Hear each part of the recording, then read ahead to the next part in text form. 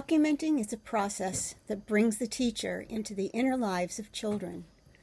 I see it as a tremendous privilege, one that informs every decision and every action we take in the classroom, one that shapes the children's learning and our own. It is how we make sense of what we are living in the classroom. The act of documenting benefits every participant in the teaching and learning community: children, families, colleagues near and far, administrators and policymakers, and of course, ourselves as teacher researchers. The child, as subject of the documentation, gets to revisit his experience and learn more from it. He sees that his work is of utmost importance to the adults around him and may be inspired to do more. The child who is not the subject of the documentation, but is the observer, may be inspired to explore the ideas within the documentation. And documentation of the work of a small group can serve as a path to belonging to the whole group. Documenting children's experience makes it possible for the idea to become part of the culture of the classroom for all. Documentation shared with families is far more than an exchange of information. When you share with families the documentation of children's research throughout an investigation, you're creating a community that includes all the protagonists in the learning story: children, teachers, and families. Children can experience a deeper connection to an idea that lives at school and at home. Including families in the process of children's research through documentation also helps parents see their children in a new light, and it helps create and sustain relationships between teachers and between parents and the children in the class. The image of the individual child becomes a shared one. And all to come to know the children in the classroom as well as we can, which is a collaborative effort between home and school. For our colleagues near and far, documenting makes learning stories public. They can be inspiration for dialogue and experimentation. It brings multiple perspectives to our study of documentation, thereby enriching it. And it invites colleagues into the learning community of shared ideas. When we share documentation with administrators and policymakers, we make possible a connection to the children that is not attainable through the test scores and grades that are often all they have to go on when making school or district-wide decisions. That connection can affect their image of the child and the teacher in positive ways. For example, when we were trying to justify expenditures for a pilot program to bring Reggio principals to a Title I public school, ideas that were profoundly unlike what administrators up to the superintendent level had encountered before, our documentation of the children's process made what we were doing accessible. Those administrators were amazed by the children's thinking, capabilities, and potentialities, and those with enough imagination then became our advocates. And perhaps most important of all, for ourselves as teacher researchers. The documentation process teaches us how to learn to observe well, to train the gaze, to study and learn about children's thinking and passions, analyze the traces of children's process for trends in their interests, and plan for future provocations.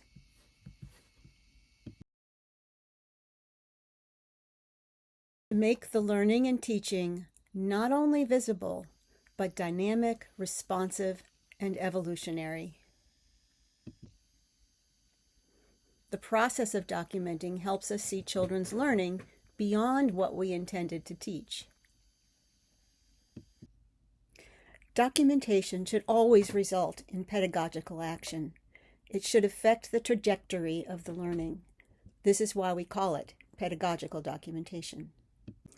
This chart illustrates the cycle of pedagogical documentation as it affects our understanding of the big ideas behind children's play, conversation, and representation. That intent is not always explicit, not even to the children. It's through this process of observing, documenting, studying, hypothesizing, testing hypotheses, and offering challenges, repeated until the children's interest is no longer there, that documentation becomes curriculum.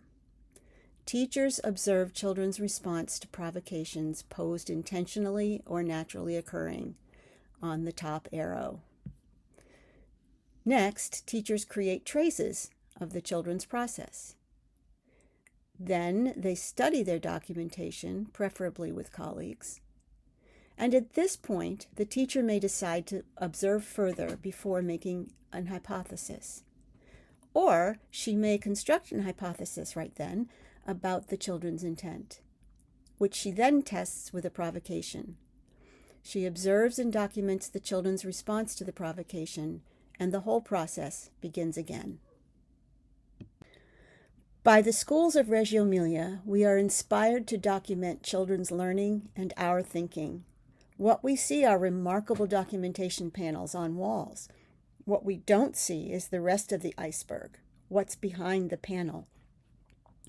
It's like a flower emerging from the ground.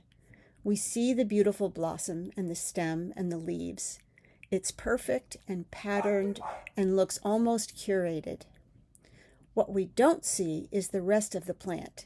Roots, the foundation of the stem, the flower's history of growth, and invisible, seemingly magical processes. There are many earlier stages of documentation. First of all, we need an intentionally prepared environment, rich enough to sustain meaningful interaction.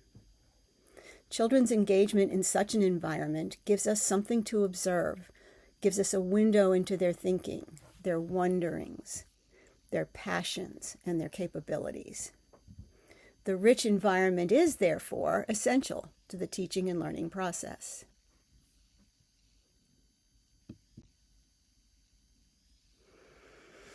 With an environment that encourages rich interaction, we can begin to document.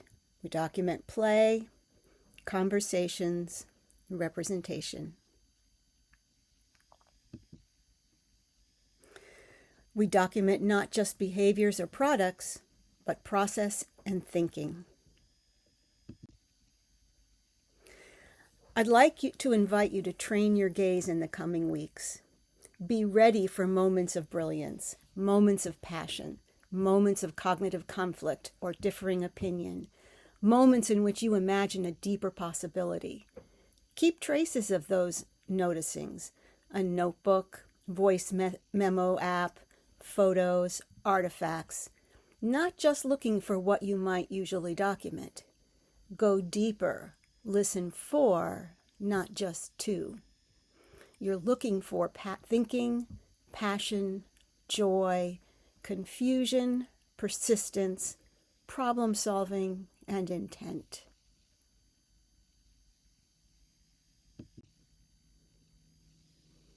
So questions to keep in mind as you observe, document, and study documentation.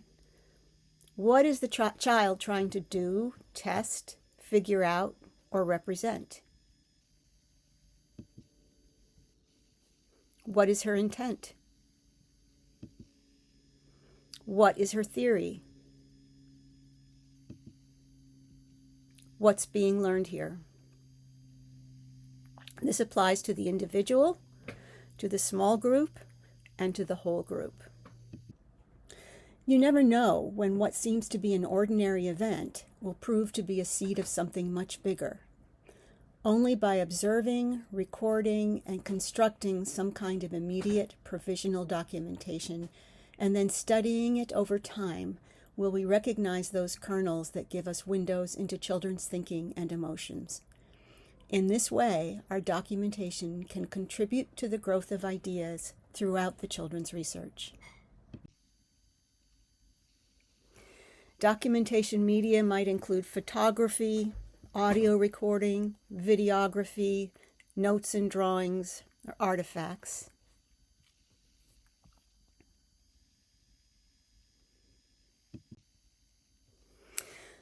What makes documentation data useful? Traces that show children's thinking and dispositions. Traces that show evolution. Traces that elicit a question in your mind. These two photos are from the same day and the first week of school one year. A snapshot on the left versus a photo that makes one wonder about children's thinking. We choose what to photograph. Digital photography's advanced the process so very much. With digital photography, we can take more stabs at getting meaningful, illuminating photographs because we don't have the expensive film. We can also process the photographs much more quickly. What we're after in documentation is depth of interpretation, and that takes time, and time that is saved by using digital photography. On review of the photographs, we can take a closer look and choose those photos that best illustrate children's thinking, process, relationships, and learning. Note-taking can be useful either instead of or sometimes in addition to visual, continuous recording or photography. It can be particularly useful for us as we train our gaze to see more and listen more keenly. These notes were traces of children's process and problem solving in trying to build this tower, including the attempts that failed and the children's emotion around the experience. You may not be able to read it, but when the small group was successful at making their structure stand, Brianna said, "Oh, Kristen, it is so romantical," and she kissed it. And this set of notes recorded the construction of waterworks and the children's articulation of the problems they encountered with each iteration.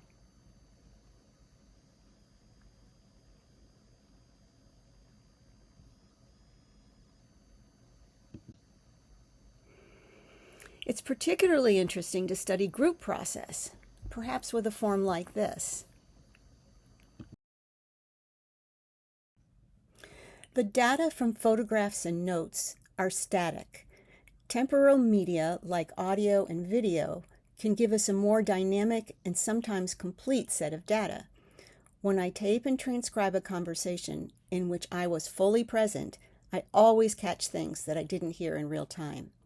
It's so important to have the children's words documented since we revisit data and interpret its meaning many times in the process of documenting. You can certainly take notes during a discussion. However, the chances of missing pieces of information that could prove to be significant are great. There's much to study in the transcript of this conversation, for example, more than I imagine I could have caught in any way other than audio or video recording. For this to happen, though, you have to transcribe the recording to study the conversation. Yes, it's time-consuming, but depending on the circumstances, transcripts can be valuable contributors to our understanding of children's research. Time and resources wouldn't allow us to videotape all of children's play, nor would it be helpful.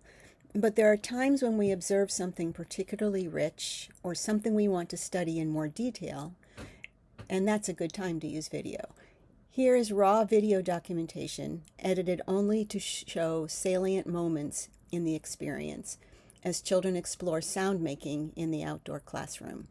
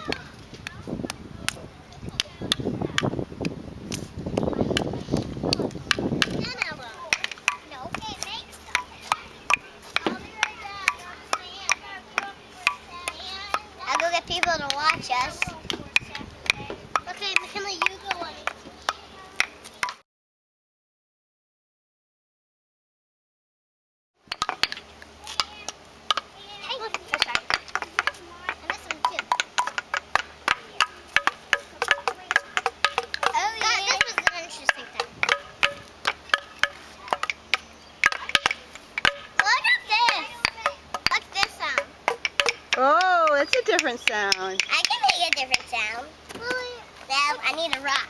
It's my turn. No. Okay, go ahead, Grace. No, I'm shooting after Listen me. to Grace. Okay, then I get turn. Everybody gets 2 turns. Does it make a difference what you hit it with, Grace?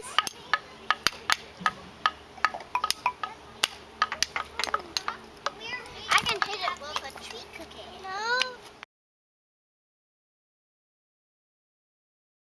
I need sunglasses. If I am putting my baton right here, so like Turner play something. If Turner's already playing, and I'm not already conducting, she's making her own band. And I will say, Turner, and you'll stop. And Turner will stop. And I know what you're doing. Your instruments.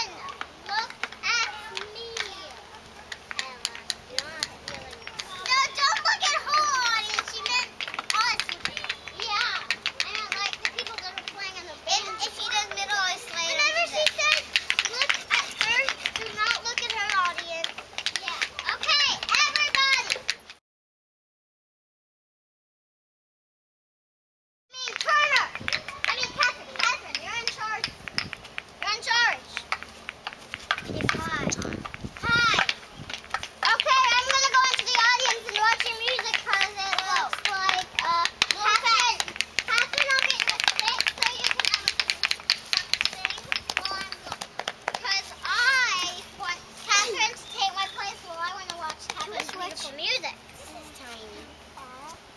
What a drum.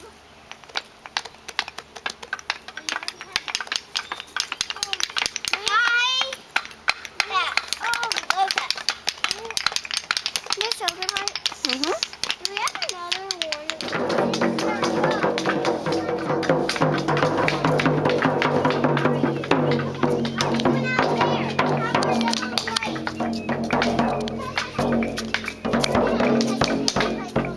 What might you do with this video? Your challenge, if you choose to accept it, is to go back a slide and rewatch and study it. Can you make a hypothesis about the children's intent? Or rather, hypotheses about the possibilities? That is, what ideas could be compelling about this experience for the children? What ideas catch your attention as possibilities worth bringing back to the children on another day? Do you and your colleagues come up with different ideas around these questions? The raw data, photos, videos, notes, and artifacts, exist for studying. They are only useful to the degree that they contribute to our own learning and that of the children.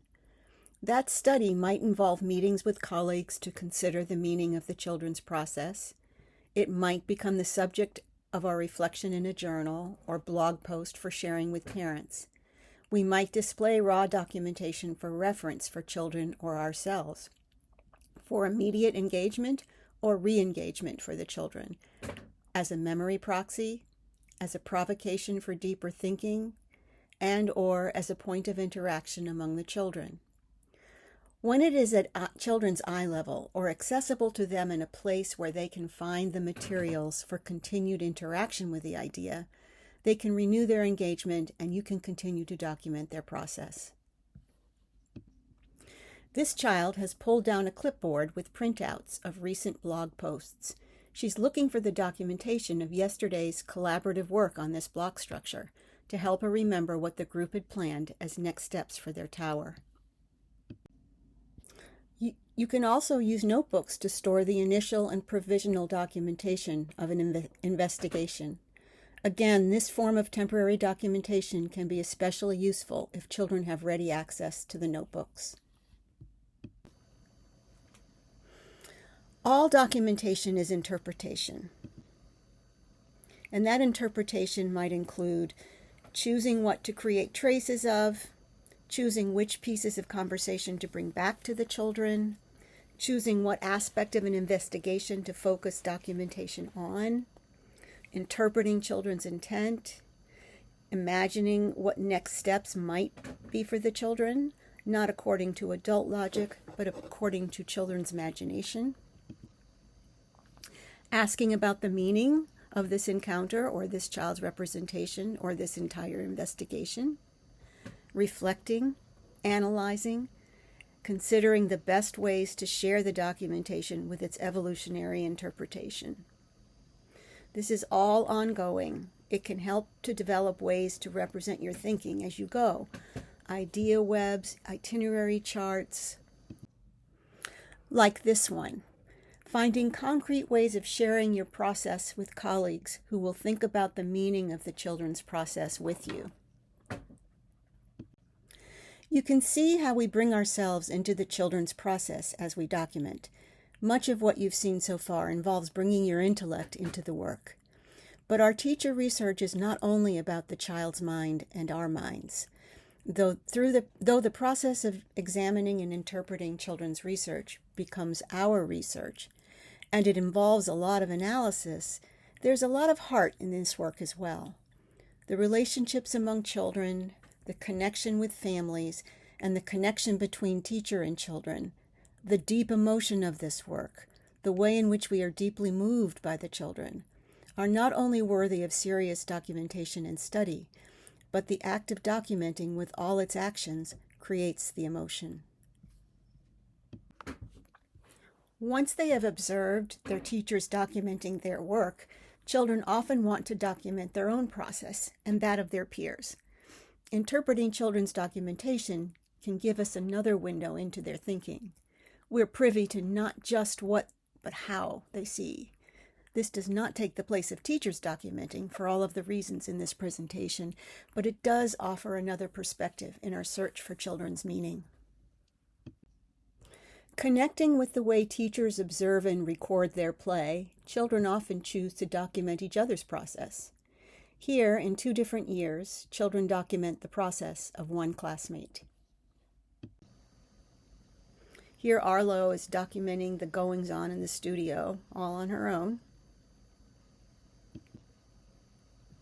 And here, Abby is recording Phoebe's story at the snack table. This was a situation in which we saw the potential and provided the tools and the invitation and left it up to the children. And here the children have decided to film the play that they have written for block platform characters. We see ourselves, our thinking, and our process reflected as we live the process of documentation. Unlike a mirror's reflection, however, which is temporal, gone as soon as we step away from the mirror, documentation leaves the image reflected behind for as long as we'll have it, lighting the way along the path of negotiated learning.